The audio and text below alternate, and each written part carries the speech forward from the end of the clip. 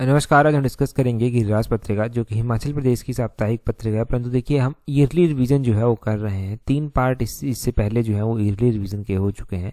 2023 में जितनी भी गिरिराज पत्रिकाएं हुई हैं उन सभी का हम ईयरली रिवीजन कर रहे हैं, पूरे साल भर का रिवीजन कर रहे हैं। तो आज जो है वो हम रिवाइज करेंगे पार्ट नंबर 4। इससे पहले 3 पार्ट डिस्कस हो चुके हैं। डिटेल से पहले वीडियोज़ जो हैं सारी डिस्कस हो चुकी हैं। आज सिर्फ एक रिवीजन ही जो है वो होगा।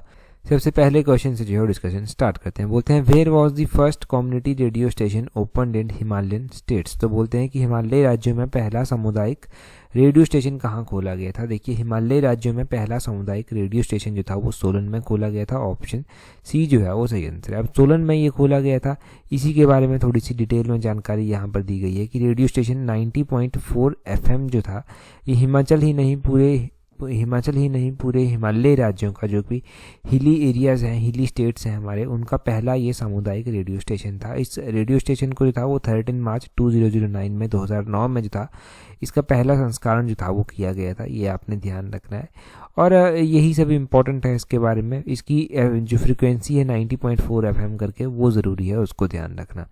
अगले क्वेश्चन में पूछते हैं how much assistance given under window remarriage scheme. तो देखिए, बोलते हैं विधवा पुनर्विवाह योजना के तहत कितनी सहायता राशि दी जाती है। तो देखो, ये जो विधवा पुनर्विवाह योजना है ना, इसमें इसके तहत पहले जो अमाउंट दिया जाता था उसको इंक्रीज कर दिया गया है, अब उसको बढ़ा दिया गया है। तो ये क्वेश्चन बहुत बार गिरिराज पत्रिका में आया है। ये बढ़ाकर 2 लाख रुपया जो है वो कर दी गई है। ऑप्शन डी सही आंसर है। 2 लाख रुपया ऑप्शन डी जो है वो सही आंसर हो जाएगा। अगले क्वेश्चन में बोलते हैं who are the beneficiaries of Sashakt Mahila ऋण योजना। तो बोलते हैं कि ये जो सशक्त महिला ऋण योजना चलाई गई है इसमें बेनिफिशरी जो एज ग्रुप है ना वो कौन सा है। तो सशक्त महिला ऋण योजना के तहत जो है वो कौन सी एज ग्रुप की महिलाएं हैं, 18 to 55। ऑप्शन सी जो है वो सही आंसर है। 18 से लेकर 55 वर्ष की जो महिलाएं हैं ना वो इसमें जो है वो इस योजना के तहत जो है वो फ़ायदा ले सकती हैं, बेनिफिट ले सकती हैं। नेक्स्ट क्वेश्चन में देखिए, स्टेटमेंट बेस्ड क्वेश्चन है। तो बोलते हैं कि consider the following statement about प्रधानमंत्री मातृ वंदना योजना।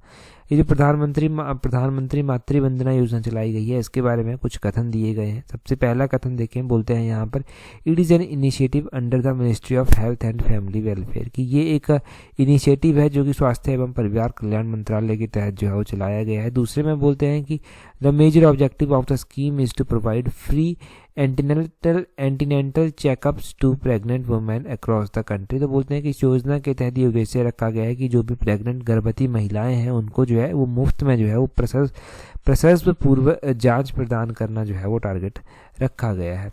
ये आपने ध्यान रखना है। और इसका सही अगर आप देखेंगे ना ऑप्शंस के हिसाब से तो कोई भी स्टेटमेंट सही नहीं है। ऑप्शन डी सही आंसर है। अच्छा, अगर सही कोई भी नहीं है तो यहाँ पर थोड़ा सा देखेंगे। इसमें बोलते हैं पहले स्टेटमेंट में देखिए कि ये जो प्रधानमंत्री मातृ वंदना योजना है ना, ये initiative ministry of women and child development के तहत चलाया गया है। ये आपने करेक्ट करना है। और इस स्कीम के तहत ना कैश बेस्ड फाइनेंशियल असिस्टेंस दी जाती है सिर्फ और सिर्फ, और 6,000 रुपया जो है वो दिया जाता है प्रेग्नेंट वुमेन को। ये भी ध्यान रखना है। प्रधानमंत्री मातृ वंदना योजना के बारे में ये कुछ दिया गया है डिटेल में, तो ये हमने जान भी लिया। जो इम्पोर्टेंट पॉइंट है कि कौन सी मिनिस्ट्री के तहत आती है और किस तरह से बेनिफिट यहाँ पर दिया जाता है। नेक्स्ट क्वेश्चन में देखें, बोलते हैं how much amount given under मुख्यमंत्री सुखाश्रय योजना टू एलिजिबल चिल्ड्रन। तो मुख्यमंत्री सुखाश्रय योजना के तहत कितना जो है वो कितना फ़ायदा दिया जाता है, कितनी सहायता दी जाती है। जो भी पात्र बच्चे यहाँ पर आते हैं तो उनको 4,000 रुपया जो है वो दिया जाता है। ऑप्शन डी सही आंसर है। 4,000 रुपये उनको दिए जाते हैं। चलो, सही बात है कि 4,000 रुपये जो है वो उनको दिए जाते हैं। 4,000 रुपये उनको दिए जाते हैं। तो अगला क्वेश्चन देखिए, बोलते हैं which date in August is observed as Sadbhavana Diwas. तो सद्भावना दिवस के रूप में अगस्त का कौन सा इंपॉर्टेंट दिन जो है वो मनाया जाता है। देखो, अगस्त की अगर हम बात करते हैं ना कि अगस्त का कौन सा दिन जो है वो सद्भावना दिवस के रूप में मनाया जाता है, तो ये 20 अगस्त को जो है वो मनाते हैं। ये आपने ध्यान रखना है। क्यों सद्भावना दिवस जो है वो मनाया जाता है, क्या आपको पता है कि क्यों मनाया जाता है? देखिए, सद्भावना दिवस मनाया जाता है क्योंकि इस वर्ष क्या हुआ था, ये आपने ध्यान रखना है कि इस दिन जो था पूर्व प्रधानमंत्री जो है ना, प्रधानमंत्री हैं, उनकी जयंती होती है। इनका नाम है राजीव गांधी, जिनकी जयंती होती है। अब ये आपने ध्यान रखना है, गुड गवर्नेंस डे भी जो है वो मनाया जाता है। गुड गवर्नेंस डे जो है 25 तारीख को मनाया जाता है और दिसंबर की 25 तारीख को जो है ये मनाया जाता है। ये आपने ध्यान रखना है कि ये दिसंबर की 25 तारीख को जो है वो मनाया जाता है। तो 25 दिसंबर को गुड गवर्नेंस डे मनाया जाएगा। अटल बिहारी वाजपेयी जी की बर्थ एनिवर्सरी होती है तब ये मनाया जाता है। और अटल बिहारी वाजपेयी जी की जो मेमोरियल है, उनका जो स्मारक है, उसको क्या कहते हैं, उसको जो है वो कहा जाता है, उसको जो है वो सदैव अटल के नाम से जो है वो उसे जानते हैं। सदैव अटल के नाम से जो है वो अटल बिहारी वाजपेयी जी के स्मारक को जानते हैं। परंतु अगर हम बात करते हैं राजीव गांधी जी के स्मारक के बारे में, तो उसको जो है वो विजय घाट के नाम से जानते हैं। तो ये दोनों क्वेश्चंस एग्जाम में बनते हैं, ये आपने नोट करने हैं। और टेलीग्राम पर भी मैंने गुड गवर्नेंस डे का इंपॉर्टेंट डेट जो था वो क्विज के रूप में डाला था, क्योंकि ये गुड गवर्नेंस डे बनाया गया था तो क्विज के रूप में डाला गया था वहाँ पर। अगला क्वेश्चन देखें जी, हमारे पास क्या बोलते हैं वन लाइन क्वेश्चन है। हिमाचल प्रदेश का कौन सा कस्बा पूर्व में धमेरी नाम से जाना जाता था? तो नूरपुर को पहले आपको पता है धमेरी के नाम से जानते थे। और यहाँ के जो शासक थे जिनका नाम जगत सिंह था, जगत सिंह ने जो था उस जो जहांगीर थे उनकी पत्नी नूरजहां के नाम पर जो था वो नूरपुर का नाम फिर बाद में रख दिया था। अच्छा, नूरपुर की स्थापना किसने की थी ये आप कमेंट करके बताएंगे। अगला क्वेश्चन देखें, क्या बोलते हैं शिवालिक घाटियों की अधिकतम ऊंचाई कितनी है? ये क्वेश्चन देखो इस तरह से पूछा जाए डायरेक्टली वो संभावना कम है, परंतु स्टेटमेंट बेस्ड क्वेश्चन ये बनता है मैक्सिमम रूप से, maximum time. Statement based question में ध्यान रखना है कि 1500 मीटर तक जो है वो इनकी मैक्सिमम अधिकतम पूछी गई है ना, तो 1500 मीटर तक आपने ध्यान रखनी है। आगे बोलते हैं अर्की कला शैली किस रियासत या फिर किस रियासती राज्य में जो था वो फली फूली थी? हमारे पास अलग अलग शैलियाँ आई, जैसे कि कांगड़ा शैली आई, बसौली शैली आई। तो ये जो अर्की थी ना, ये भागल के तहत जो था वो फली फूली थी, ये आपने ध्यान रखना। भागल रियासती राज्य के तहत जो था वो अधिकतम ये फली फूली थी। आगे बोलते हैं हिमाचल प्रदेश की सबसे बड़ी सिंचाई योजना कौन सी है? तो सबसे बड़ी सिंचाई योजना शाह नहर परियोजना है। हिमाचल प्रदेश में देखो परियोजनाएं तीन रूप से बांटी गई हैं, एक लार्ज परियोजना है, एक मीडियम परियोजना है। तो ये जो लार्ज परियोजना में जो आती है ना, ये आती है शाह नहर परियोजना, जो कि हिमाचल प्रदेश की सबसे बड़ी सिंचाई परियोजना जो है वो है, ये ध्यान रखें। नेक्स्ट क्वेश्चन है, हिमाचल प्रदेश में स्थित प्रसिद्ध पौंग बांध का निर्माण किस नदी पर किया गया है? तो ये पौंग बांध जो है वो ब्यास नदी के ऊपर जो है वो बनाया गया है। आगे बोलते हैं माउंट न्यूकमैन किस खनिज के लिए प्रसिद्ध है? तो माउंट न्यूकमैन लोह के जो अयस्क पाए जाते हैं ना, उनके लिए जो है ये जो है वो फेमस है। आगे बोलते हैं मानव हृदय कितने घटकों का बना हुआ होता है? इसमें कितने चैम्बर्स होते हैं? अगर हम इंग्लिश में बात करें तो जो ह्यूमन हार्ट होता है उसमें 4 चैम्बर होते हैं, 4 जो है वो होते हैं इसमें चैम्बर। ये साइंस का क्वेश्चन और बेसिक इस तरह के क्वेश्चन बनेंगे पटवारी जैसे एग्जाम में, जो बेसिक एग्जाम होते हैं जहाँ पर साइंस के क्वेश्चंस को भी पूछा जाता है, ज़्यादा प्रायोरिटी एक तरह से दी जाती है।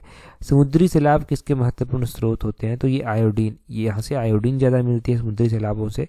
और आगे बोलते हैं रेगिस्तान में आवास करने वाले जानवरों को क्या कहते हैं? उनको मरुदित जानवर कहा जाता है, ये ध्यान रखें। और आगे बोलते हैं भारत में ब्रह्मोस मिसाइल का उत्पादन किस देश के सहयोग से किया जा रहा है? तो ये रूस की सहायता से जो है वो यहाँ पर ब्रह्मोस मिसाइल जो है वो बनाई जा रही है। ब्रह्मोस मिसाइल ध्यान रखना है।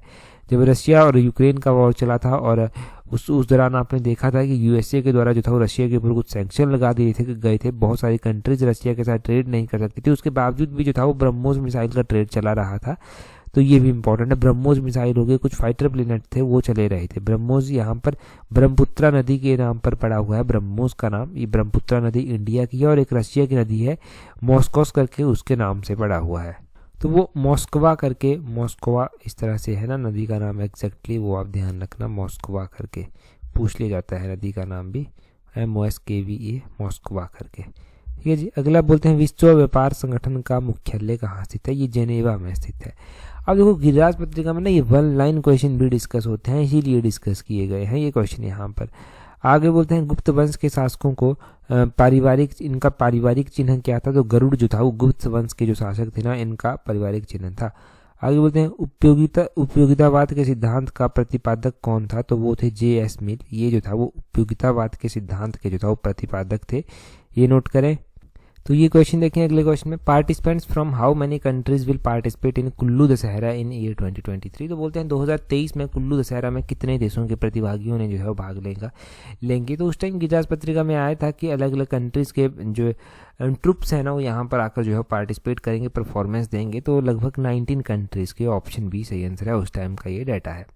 यहाँ पर वही सब लिखा गया है। ये 19 countries, Russia, Israel, Romania, Kazakhstan, Croatia, Vietnam, Taiwan, Thailand, Panama हो गया, Iran, Maldives, Malaysia, Kenya, south Sudan और जाम्बिया, घाना और इथोपिया। ये कंट्रीज़ के नाम दिए गए हैं जो यहाँ पर पार्टिसिपेट करने के लिए आने वाली थी। हाउ मच डेप्ट डज ईच हिमाचली है, तो ये क्वेश्चन पहले भी गिरिराज पत्रिका में डिस्कस हुआ था कि प्रत्येक हिमाचली के ऊपर कितना कर्ज है।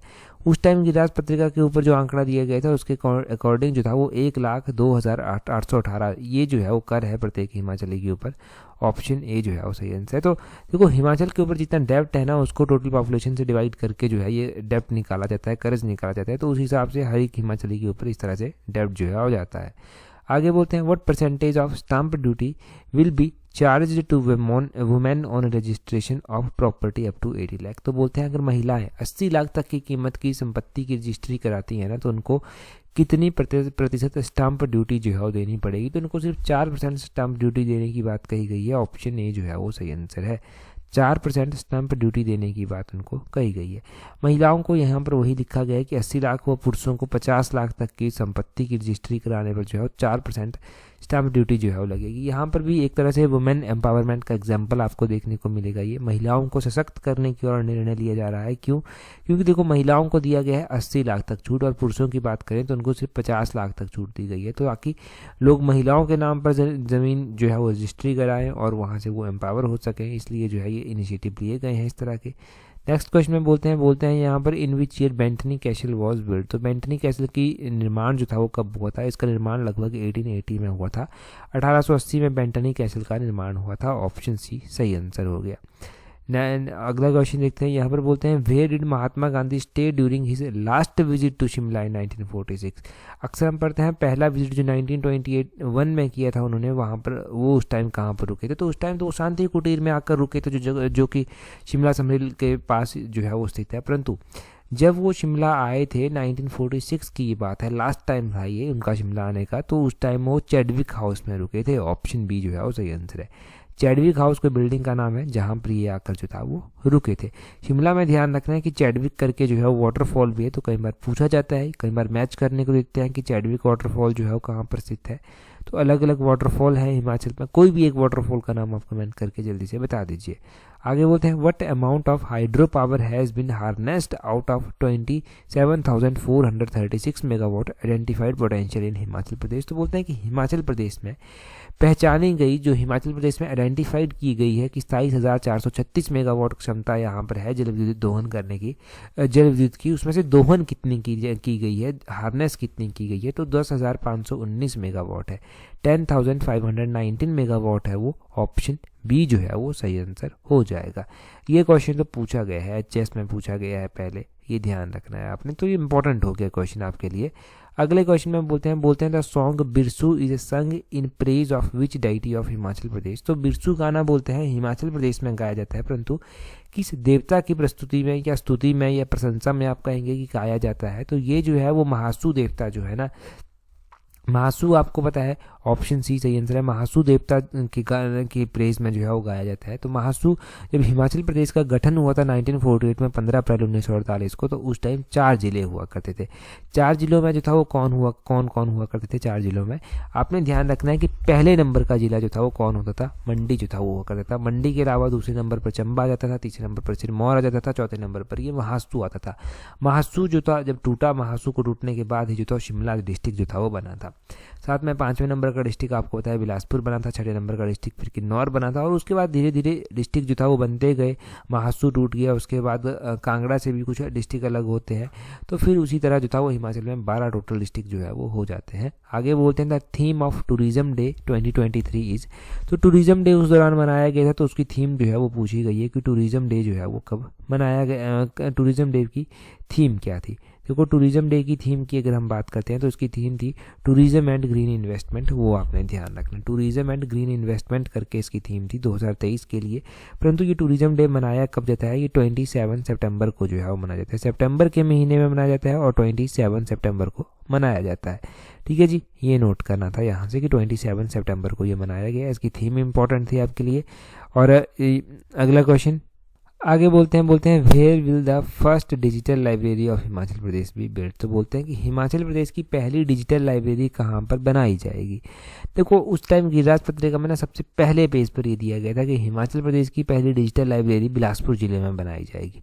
तो बिलासपुर इसका सही आंसर हो जाएगा, ऑप्शन सी सही आंसर। अभी ये बनाई नहीं गई है, ये बनेगी वहाँ पर। तो जब बनेगी, जब पैसा अलॉट हो जाएगा, बनेगी, जगह साइट हो जाएगी, डिसाइड हो जाएगी, तब जो है ये इंपॉर्टेंट और भी ज़्यादा हो जाएगा। परंतु पहली डिजिटल लाइब्रेरी बनाने की बात कही गई है बिलासपुर में। आगे बोलते हैं eight which of the following place state of the art milk processing plant setup. तो बोलते हैं कि निम्नलिखित में किस स्थान पर अत्याधुनिक दूध प्रसंस्करण यंत्र जो है वो स्थापित किया गया है। तो जो मोस्ट एडवांस जो है एक तरह से दूध प्रसंस्करण है ना, वो ढंगवार में स्थापित किया गया है। ऑप्शन ए जो है वो सही आंसर है, ढंगवार में जो है ये स्थापित किया गया है। तो ये इंपॉर्टेंट हो गया क्वेश्चन। आगे बोलते हैं Vishal Bhardwaj recently participated in Asian games, he is related to which of the following sports. तो विशाल भारद्वाज जो है वो इन्होंने जो था वो कबड्डी में पार्टिसिपेट किया था, कबड्डी के ये प्लेयर है, ऑप्शन सी सही आंसर है। अब कबड्डी में तो पार्टिसिपेट किया था, परंतु आपने ध्यान रखना है कि जब इन्होंने कबड्डी में पार्टिसिपेट किया तो मुख्यमंत्री ने उसके बाद इनके साथ मुलाकात की थी, तब ये चर्चा में आए थे। हिमाचल के उसी तरह से अलग अलग प्लेयर हैं, अलग अलग प्लेयर ऐसे हैं जिन्होंने जो है वो एशियन गेम्स में भाग लिया, खासकर कबड्डी के प्लेयर। लगभग 5 के करीब ऐसी लड़कियां हैं हिमाचल की जिन्होंने जो था वो एशियन गेम्स में पार्टिसिपेट किया था कबड्डी में, और सभी की सभी ने। अब उन्होंने जब कबड्डी में जो था वो पार्टिसिपेट किया था तो वहाँ से एक क्वेश्चन बना था कि जो कबड्डी की टीम को लीड कर रही थी वो कौन थी। वो थी रितु नेगी, वो कबड्डी टीम की कैप्टन थी, कबड्डी टीम की कैप्टन थी रितु नेगी। तो उनको जो था वो मुख्यमंत्री के साथ मुलाकात उन्होंने की थी, तो उनको अभी अर्जुन अवार्ड भी मिला है और वो कबड्डी से संबंध रखती हैं, डिस्ट्रिक्ट सिरमौर से जो है वो संबंध रखती हैं। तो उनके बारे में ये क्वेश्चन बनेंगे। अगले क्वेश्चन में बोलते हैं which age group will cover under सपनों का संचय डिपॉजिट लिंक्ड ऋण स्कीम 2023। तो सपनों का संचय डिपॉजिट ऋण योजना के तहत जो है बोलते हैं किस आयु वर्ग को जो है वो कवर किया जाएगा। तो इसके तहत जो है वो 10 से 18 का जो आयु वर्ग रहेगा ना उसको कवर किया जाएगा। तो सपनों का संचय डिपॉजिट लिंक्ड स्कीम है ये आपने ध्यान रखना, लाइक्ड स्कीम है, लिंक्ड नहीं। अगले क्वेश्चन में बोलते हैं former name of which of the following cities was Mandhav Nagar. तो मांधव नगर के नाम से किसको जाना जाता था, मांडव नगर के नाम से जो था ये जाना जाता था अपने मंडी को, मंडी डिस्ट्रिक्ट को जाना जाता था। मंडी ऑप्शन में नहीं दिया गया है, तो option D none of these जो है वो सही आंसर हो जाएगा। तो आपने ध्यान रखना है कि मांडव नगर के नाम से मंडी को जो था वो जाना जाता था। जरूरी नहीं कि ऑप्शन में हर बार जो है वो सही आंसर दिया गया हो, नन ऑफ दीज भी कई बार देते हैं, तो उसकी तरफ भी ध्यान जाना चाहिए। और देखो पीजीटी जैसे पेपर में ना ये चीज़ें आपकी तब हेल्प करेंगी जब आपने बहुत ज़्यादा प्रैक्टिस की होगी, हर एक ऑप्शन को भी ध्यान से देखा होगा और हर एक क्वेश्चन को भी ध्यान से देखा होगा। तो वहाँ से आपकी डेफिनेटली जो है वो प्रैक्टिस हो जाएगी। पीजीटी पेपर 1 की टेस्ट सीरीज अगर आपने प्रैक्टिस करनी है ना तो उसका लिंक दिया गया है नीचे डिस्क्रिप्शन बॉक्स कमेंट बॉक्स में, वहाँ से आप प्रैक्टिस कर सकते हैं। तो वहाँ से प्रैक्टिस कर लेना। नेगेटिव मार्किंग से डील करना है तो आपको पता है कि इस तरह की प्रैक्टिस होना बहुत ज़रूरी है। तो प्रैक्टिस ही एक मात्र ऐसा दर्रा है जहाँ से आपको जो है वो सफलता ज़्यादा से ज़्यादा सक्सेस जो है वो ज़्यादा से ज़्यादा सक्सेस रेट जो है वो आपकी इंक्रीज होती है। आगे देखें क्वेश्चन में साच पास बोलते हैं कि कौन कितने एल्टीट्यूड पर स्थित है। साच पास तो पता है कि चंबा को पांगी से मुख्य रूप से जोड़ता है, परंतु इसका एल्टीट्यूड, इसकी जो ऊंचाई है वो पूछी गई है। इसकी ऊंचाई है 4395 मीटर, 4395 मीटर करके जो है वो इसकी ऊंचाई है। ऑप्शन ए सही आंसर हो जाएगा। चंबा को मुख्य रूप से पांगी से जोड़ता है। ये पांगी के लिए एक तरह से मुख्य रूप से ये गेटवे माना जाता है, क्योंकि पांगी को जाने के ज़्यादा रास्ते हैं नहीं, तो चंबा से साच पास क्रॉस करके ही जो है वो पांगी पहुंचा जाता है। और अगर हम बात करते हैं ना पांगी की, तो पांगी का जो हेडक्वार्टर है ना, वो जैसे कि आपको सिरमौर का हेडक्वार्टर पता होगा नाहन में स्थित है, वैसे ही पांगी जो है ना, पांगी का हेडक्वार्टर है किलाड़ में स्थित। ये भी ध्यान रखें। रेजिडेंस कमिश्नर अगर हिमाचल में कहीं पर बैठते हैं ना एकमात्र स्थान पर, तो वो पांगी ही है जहाँ पर रेजिडेंस कमिश्नर बैठते हैं। अगले क्वेश्चन में पूछा बोलते हैं police commemoration day is observed on. तो पुलिस स्मृति दिवस कब मनाया जाता है? ये मनाया जाता है अक्टूबर महीने में और 21 अक्टूबर को ये मनाया जाता है। ऑप्शन बी जो है वो सही आंसर हो गया। 21 अक्टूबर को ये पुलिस कमेमोरेशन डे जो है वो मनाया जाता है। आगे बोलते हैं recently which district of Himachal Pradesh has got the first prize in the annual report 2022 2 of district good governance index. तो डिस्ट्रिक्ट गुड गवर्नेंस इंडेक्स में पहला स्थान कांगड़ा को मिला था ऑब्वियसली। यहाँ से पूछे गए थे टॉप 3 स्थान पूछे गए थे 2022 के ही, और वो कहाँ पर पूछे गए थे, वो कंडक्टर के एग्जाम में पूछे गए थे। तो पहला यहाँ से आपने सॉल्व कर लिया, कांगड़ा है, बाकी आप उसी तरह से गैस वहाँ पर कर सकते थे। आगे बोलते हैं ओणम फेस्टिवल कहाँ का प्रसिद्ध है। ओणम जो है वो केरल का प्रसिद्ध फेस्टिवल है।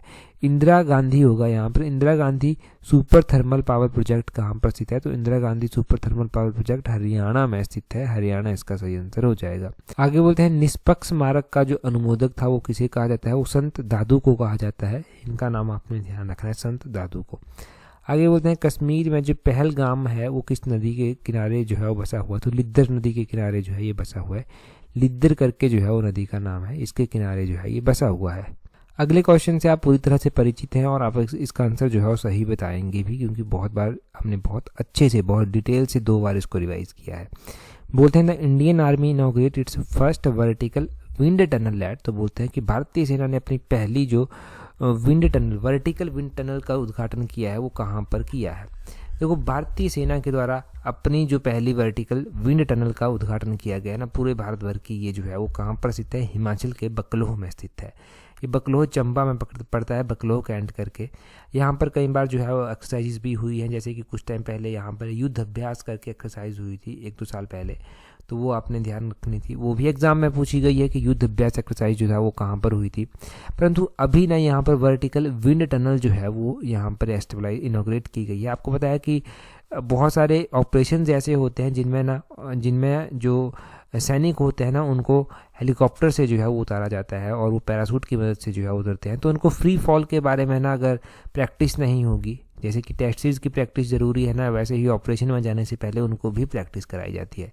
तो उनको इस चीज़ से फैमिलियर कराया जाता है इस वर्टिकल विंड टनल के माध्यम से। तो वो अब उस तरह का फील जो है वो यहाँ पर ले सकेंगे इस वर्टिकल विंड टनल में, और उस तरह के ऑपरेशंस के लिए खुद को तैयार कर पाएंगे।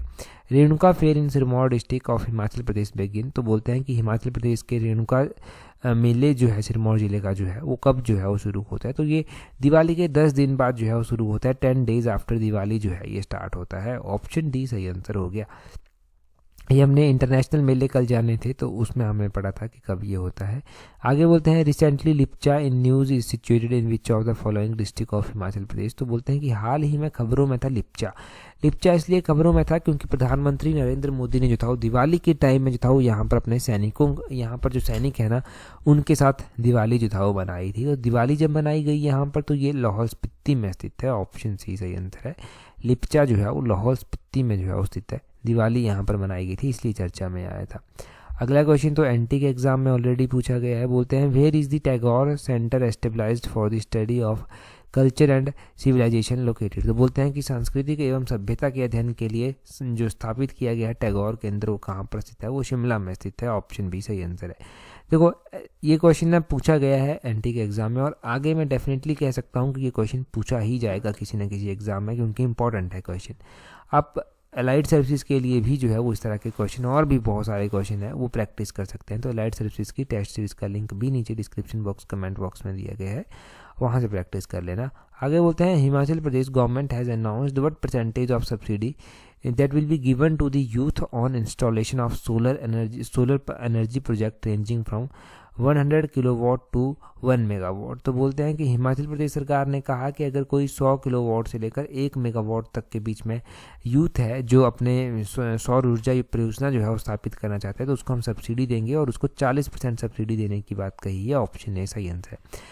40% सब्सिडी देने की बात कही गई है। अब वो बिजली जो वहाँ पर बनेगी उसको कहाँ पर भेजा जाएगा, तो सरकार कहती है कि उस बिजली को भी जो है हम खरीदेंगे, ये बात कही जाती है। आगे बोलते हैं लवी फेयर जो है वो सेलिब्रेट किया जाता है हिमाचल प्रदेश के शिमला डिस्ट्रिक्ट के रामपुर में, परंतु ये जो था वो कब स्टार्ट हुआ था, तो ये 1681 में जो था वो इसकी सेलिब्रेशन स्टार्ट हुई थी। ऑप्शन बी जो है वो सही आंसर है।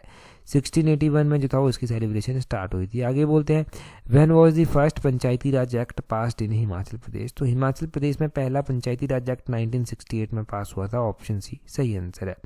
नेक्स्ट वन क्वेश्चन देखिए, बोलते हैं how much subsidy provided by Himachal Pradesh government under him कुक्कुट पालन योजना। तो सरकार कहती है कि अगर आप मुर्गियां यानी कि कुक्कुट पालना चाहते हैं ना, तब भी सब्सिडी हम आपको देंगे ताकि रोजगार के अवसर जो है वो उत्पन्न हो सके। तो उसमें 60% सब्सिडी जो है वो दी जाएगी।